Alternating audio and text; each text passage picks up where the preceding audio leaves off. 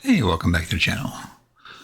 Today, we're going to go over something that is a mechanic that I wasn't too sure about. So I did some research about it, but it can be the difference between struggling, especially for newer players who don't know anything about it, and essentially melting the boss down fast. And I'm talking about the mechanic that is known as rage. Rage is essentially a ultimate builder. It it regenerates your hero's ultimate essentially. So that way you can, because your ultimates are your more powerful abilities. And let's see who I want to deploy. Let's try this guy.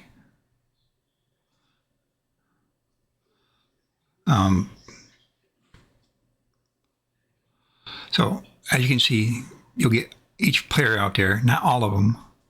I like this Greed. He doesn't have a ultimate that I can use. He has an ultimate that automatically generates. But the ones that you can use specifically, as well as him, what it is rage essentially feeds your ultimate more energy faster. And that's a huge thing.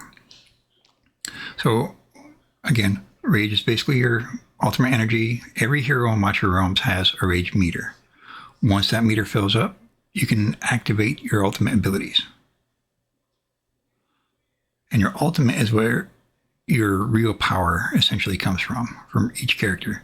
Massive damage, your healing, crowd control, invulnerability, your buffs, and even debuffs. Your ultimates are extremely important if you have not figured it out yet for the new players. For the mid-level players, hopefully you know this by now, and then I would assume the players that have been playing for a while. So now, it can be confusing at first, but there are actually multiple ways that a hero can gain rage or energy for their ultimate. There's a passive rage generation, where every hero naturally gains rage over time. Even if they're standing doing nothing, they gain it. But it's a slow process for that.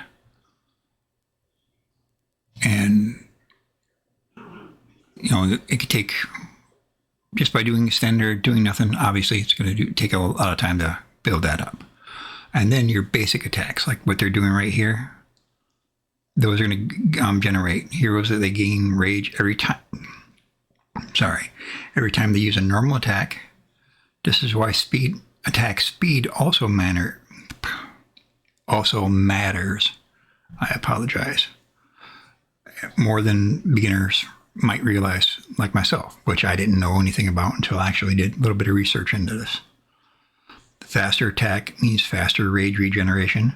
So even if you wonder that why in-game players stack attack speed on their healers and their supporters, that is why. Because what they're doing is basically using their healers and their supporters as batteries for everyone's rage and ultimate. Then there's the tanking damage, which tanks down here. Defenders gain rage when they get hit. So tanks often cycle their abilities, or their ultimates, much faster because enemies are constantly attacking them. And so it's essentially a passive rage regeneration because you do nothing, your enemy's doing it for you. That can be both good and bad, depending on how hard they hit, stuff like that. But at the same time, it's generating your guys' ultimate no matter what. And now there's this other thing that rage regeneration status. Now this is the part that can change because this is how you can manipulate it. You rage regeneration percentage This stat increases all sources of rage generation. So passive generation is even better. Basic attack generation is better. Damage taken is good, but this is where your supports and your healers will mainly get the crux of it, of where you get the majority of it from. And it's all about placing, how you can place your characters and what type of armor, which I'll cover in another video. So beginner's mistakes, which I was making, I'm like, okay, I just threw my characters out. I assumed, being new, that it just automatically did it. Wasn't sure, and I was just learning the game as I went, essentially.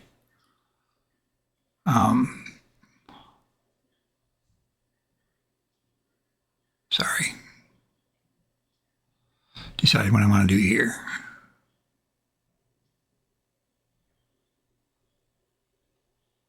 Oh, shields are always good. I just got a new mouse, so I'm getting used to it. One of those ergonomic ones where it doesn't hurt your wrist as much.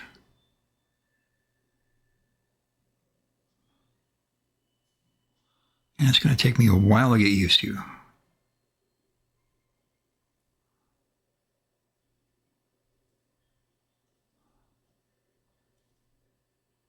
So anyway, as I was saying,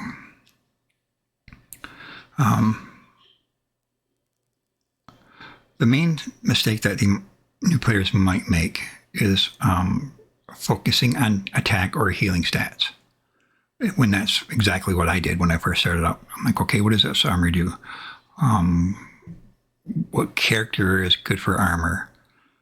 A healer with huge healing numbers but slow rage generation is going to hurt your team. There are some healers out there that are awesome for your rage regeneration and supports, because your ultimate uptime is terrible if you're not managing it. And that's one thing you want to do. And you don't want to ignore your attack speed. Attack speed is secretly a rage generation stat. The faster you attack, the faster you build up ultimate energy. And auto battling everything. You don't necessarily want to auto battle the fights, because some rage strategy require manual timing. There's a trick using one character. It's called laurel cycling, which I will go over. Which I didn't even know that you could remove players or heroes that you put on the battlefield. You can put them on, remove them, put them on, remove them constantly. You just have to wait for the cooldown. So if you happen to are lucky, my roster might be different than yours. Went through and did 30 pulls or something like that. And I was lucky enough to get a couple of the hollows. She is very good for early game and mid game. Now, what she does is for beginner rage. She's essentially the beginner's rage queen. She restores rage whenever she heals an ally. And the thing is she's just an epic. And as an epic, that's pretty huge. Because once you get her, which hopefully you can get her early on, like I did, you can manipulate her right from the start and start gaining more ultimate. And she's one of your best investments for account progression as an early player. Beginner, early, mid-level. So what you want to do with her is you want to give her attack speed, rage regeneration, and survivability. Those are her key things. So you're not building her for damage because she's a healer. Granted, some healers can do damage. The only thing you want to use her for is generating rage. You're building her to spam her heals and fuel your team's ultimates.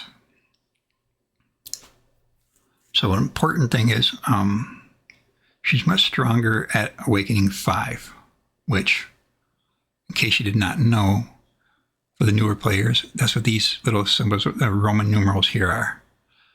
If you come over to Awakening, I've awakened her at 2, meaning I've had 2 other copies that I fed into her. And what you do is just click here, and you can get another one. Your copies will pop up here. However, I got this for Awakening material, which I didn't know I had, and I'm going to use it because she will help me do more damage in the long run. And notice how I went from 2 to 3. And the skill cost is now 100 or minus 100. And then you have the attack 5%. And then right here, each cast of Light of Bliss. Each cast of Light of Bliss. Okay, Light of Bliss. Increases the efficiency of accumulating rage by 15% until the battle ends, up to 5 stacks. So that's 15% rage generation. Massive. For an early level character. And then another character, I was off topic real quick. I got Dolores. And she is good as well. But again, it comes down to placement of your characters as well. You have to think of placement instead of just, okay, I'm going to put my range here. You want to make sure that they are all within your range of your healer, especially the healers that will give you rage generation. So you want to keep them grouped together as much. But if you happen to get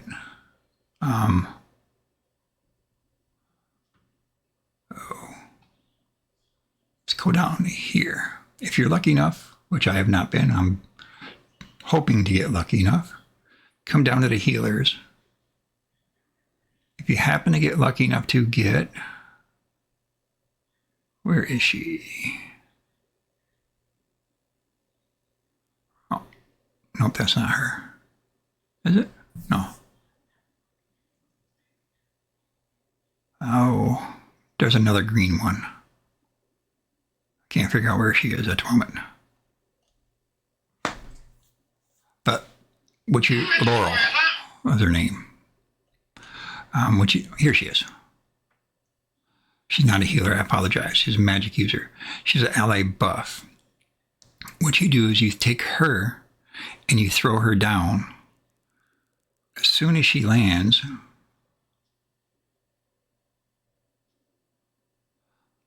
when the skill is active, restores 3% rage for random allies within range of every 2 seconds, lasting for 8 seconds. And then right here, grants damage increase for 5 seconds to allies every time they use their ultimate. However, this effect won't trigger until her own ultimate. So what you do is, I'll go through a little battle here, and I'll show you when you do get her.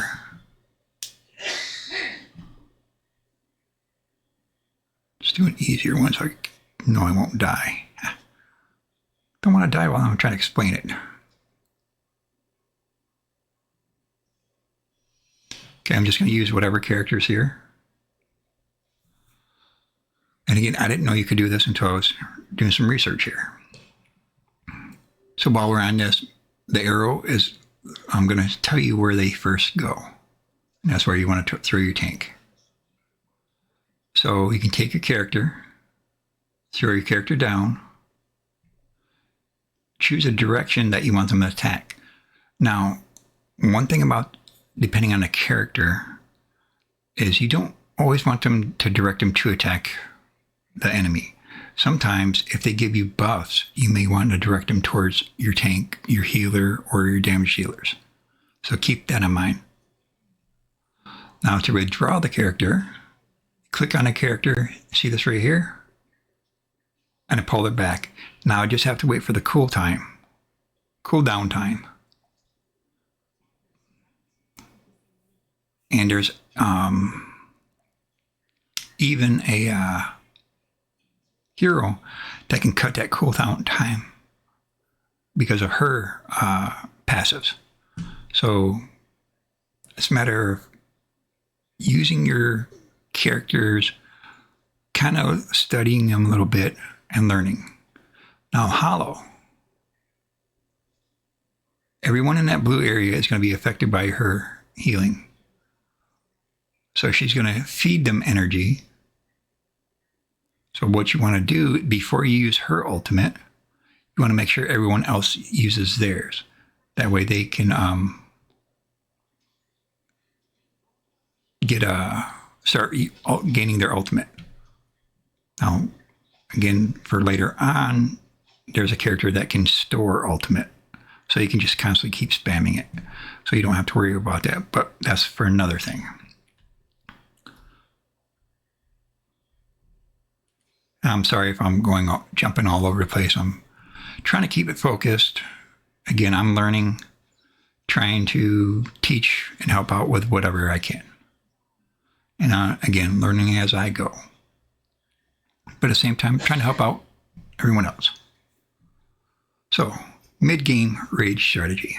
Once you hit mid-game, which I'm not exactly sure where it is, but I should have researched that beforehand. So I apologize for that. Rage management is going to become even more important. This is where you start to realize, that you'll realize that your DPS suddenly isn't doing as much as it did. And your ultimates are always on cooldown. So instead of only upgrading damage, you start building teams around your ultimate cycle. And why does that matter? If your DPS hero gets one ultimate every 40 seconds, but another player on that same ultimate gets one every 20 seconds, they're doubling their damage output. And that's what you want to do. You want to double your damage output. And that's, for if you're fighting another character, but it's just using them by example. And this is why rage dominates the game. So strategy. Like I said, the Laurel cycle. What you do is once you get into the character. Oh, excuse me. What you do is you would place your characters one here, here, and here. But you want to leave this spot open. And the reason why you would want to do that, because when you do get Laurel, you want to throw her down there, and then you want to take everybody else, surround her, because when she lands, after she's dismissed, she'll generate everybody within her little area right here and give them ultimate. And then after her timer's done, you throw her right back in that spot. That's what's called Laurel cycling. And not Laurel and Hardy either way. By the way, it's Laurel. Haha. For all those that know about Laurel and Hardy. So what you do is, again, throw her down, wait a second, and immediately recall her. And your DPS heroes instantly gain a huge chunk of rage. And you repeat this process over and over, and allows you to permanently spam your ultimate. And that's a massive dealing of damage right there. And then once you get along and you can get Volca, Volca reduces the deployment cooldowns, which I mentioned earlier. Meaning that once you pull her back, her timer is going to tick down faster. That way you can throw her out, and throw her out, throw her in. And there's some characters that you don't have to have on a battlefield at all. And that's Volca, which everyone eventually will get by doing the campaign. I'll show you who that is. Oh, I'm sorry. Storyline. This is Volca. You don't even have to use her on a battlefield at all. You just keep her down here, not use her. And by having her on your team, it's going to reduce all the cooldowns.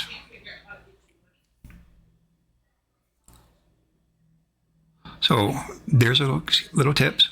You want to center your characters around rage and rage regeneration and attack speed. Because again, the more you attack, the more rage they get. So just real quick tip, or I try to make it quick, so I do apologize, about how to manipulate your characters to your benefit instead of just coming in and attacking. So I do hope you guys all had a great day and learned a little bit like I did from this. And I have to retool the characters I have, especially since I got some new ones. And tomorrow is going to be the big event, I do believe. 21st is going to be the solstice. Not solstice, I'm sorry. Solos. And then Special Divine, exclusive Lucky Pick. That's a huge thing. I don't know if you would want to wait until the 22nd or the 23rd, because that's when all of these will be available. You want to save your legendary pulse for that. So, again, hope you guys are having a great day. Learn a little bit. Had a little laugh about the Laurel. Oh, well, I apologize. So it's 10 refreshes that you get for these. And you want to make sure you're getting these and any of these here that do not cost gems. So you get 10 refreshes, and once you get to start paying for gems, then stop playing, stop refreshing. But you want to make sure you do that daily. So you guys all have a great day. Hope you enjoy the weather. Take time, smell the flowers. Go watch your favorite TV show. Daredevil, Born Again was just finished up. I'm going to watch The Punisher tonight.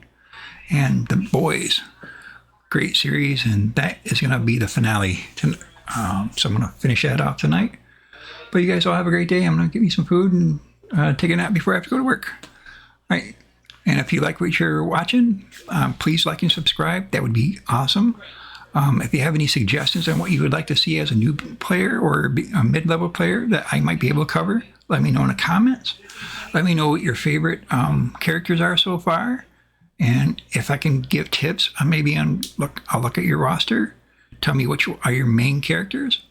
And I could probably tell you what you might need for your gear at a lower beginner level to mid-level.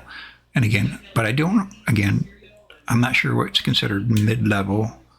I'll have to check that out. But either way, if I can help you out, I'll help you out. You guys all have a great day. Thanks for watching. Bye.